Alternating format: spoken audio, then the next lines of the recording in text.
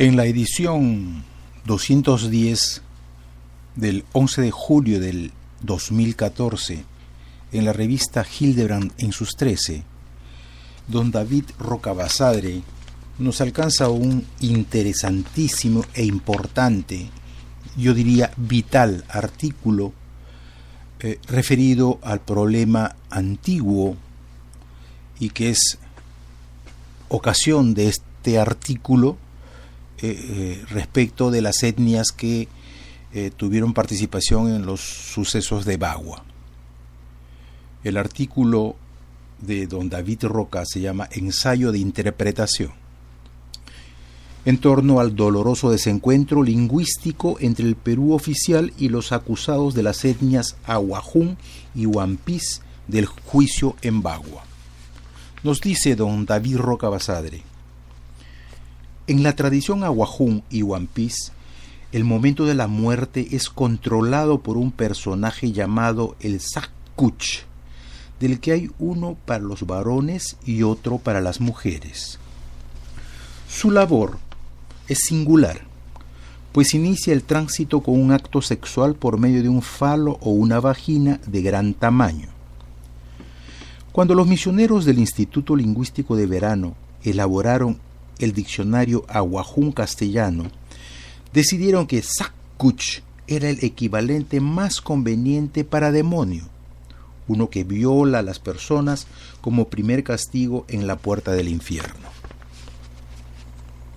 De esas incomprensiones desmesuradas está hecha la relación entre el Estado peruano criollo, más cercano al ILB, heredero de los invasores europeos coloniales, y los pueblos indígenas, hasta el día de hoy.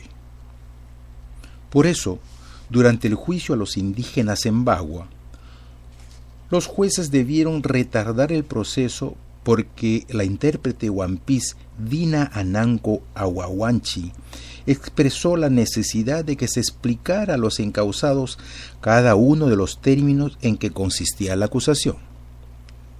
Ocurre que la mayoría de los indígenas no entendía por qué estaban siendo enjuiciados. Nos sigue diciendo don David: por eso, de esas incomprensiones desmesuradas está hecha la relación entre el Estado peruano criollo, más cercano al ILB, heredero de los invasores europeos coloniales, y los pueblos indígenas, hasta el día de hoy. Por eso, durante el juicio a los indígenas en Bagua, los jueces debieron retardar el proceso porque la intérprete huampís Dina Ananco Ahuahuanchi expresó la necesidad de que se explicara a los encausados cada uno de los términos en que consistía la acusación. Ocurre que la mayoría de los indígenas no entendía por qué estaban siendo enjuiciados. Isaac Paz Suicay, el intérprete Ahuajún, explica que ellos mismos no estaban preparados. Nos convocaron de un momento a otro para ir a traducir. No era fácil. Estábamos siendo capacitados para la consulta previa, pero no para un juicio, dice. Una palabra como motín, por ejemplo, carece de explicación en Ahuajún o Huampís, o alevosía, que no tiene ningún sentido porque no existe la idea de mayor o menor gravedad en un delito. Si robas, robas. Y si matas, matas, explica Isaac Paz. Dina Ananco se vio obligada a traducir agravio al Estado como fastidio al Estado. Pero tampoco quedó claro lo que Estado significa. Y lo de motín en agravio del Estado peruano tuvo que contextualizarlo con los acontecimientos del Baguazo para que se entendiera algo.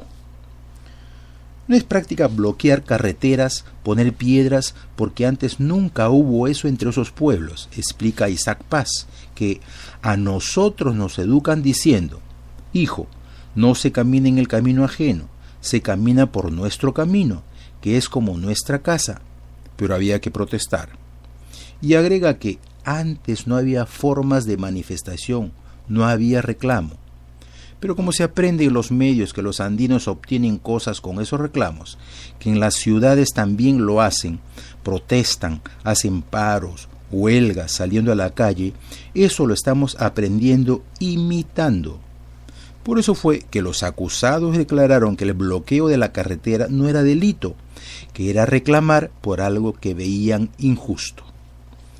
Y es que eso fueron las movilizaciones de hace 5 años, protestar contra lo que viene de fuera, que es sentido como invasión, trátese de colonos o de actividades extractivas. Las leyes, la Constitución, son obra de otros, nos las han impuesto, dice Isaac Paz. Mis antepasados nunca han tenido un espacio de participación para elaborar esas leyes. No es cosa fácil entenderlas de un día para otro. Las leyes que nos sirvieron. Otra expresión de difícil comprensión es cadena perpetua. Cuando Isaac Paz y Dina Ananco explicaron que se trataba de quedar encarcelado hasta morir, fue la desolación total. La gente se pregunta, ¿qué hemos hecho? ¿Por qué nos castigan? ¿Por qué tenemos que recibir esto? Y entonces lo toman como un castigo malintencionado y sin sentido. Porque dicen, a mí me provocan, me invaden, reacciono, me defiendo y el más grande me castiga encima. Esa es la percepción. Esto nunca se ha visto en los pueblos Abajún y Huampís, relata Paz. Contra Ecuador, los años 80, los Ahuajún y Huampís fuimos los que defendimos la frontera. Nos hemos enfrentado con los Shuar, que estaban armados por Ecuador. Siempre hemos participado y somos parte de las fronteras vivas, explica Paz. Y así tenemos que defender nuestro territorio, nuestro espacio, porque nuestra existencia no depende de la economía, sino de la naturaleza a la que no se explota, sino que se convive con ella, se intercambia, se depende de ella.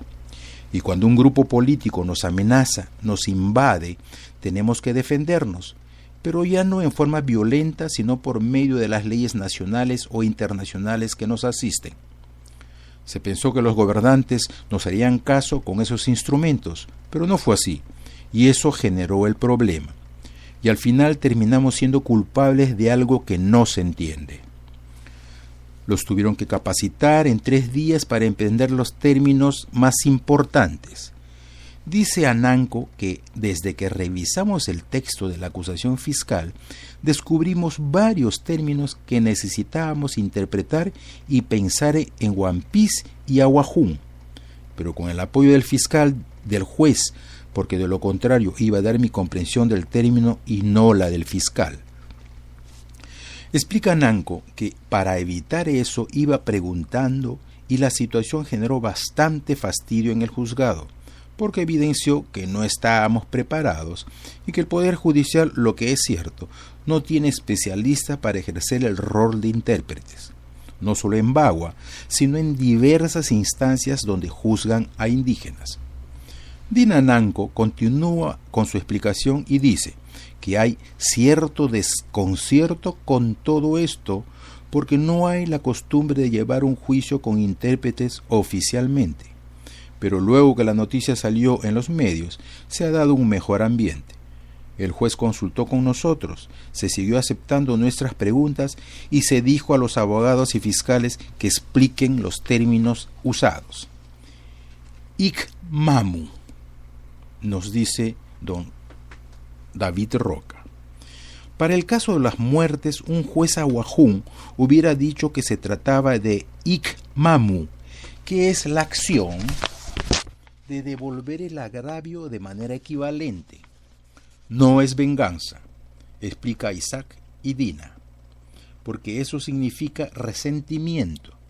El ikmamu existe porque si a mí algo me afecta, es mejor que tú también sientas lo que me afecta a mí, para estar a la par y que en el futuro nuestros hijos no estén peleando.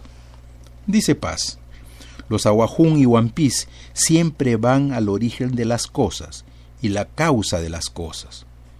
¿Cuál fue el inicio? Un juez ahuajún hubiera juzgado a los que entraron, a los que invadieron. Y agrega Ananco, que son 2 visiones diferentes, por eso esas incomprensiones.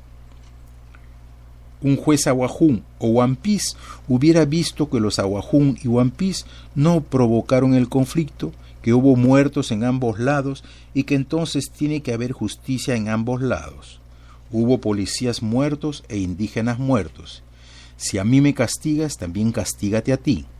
La gente está de acuerdo en que haya justicia para los policías muertos, pero que también la haya para los indígenas y mestizos muertos.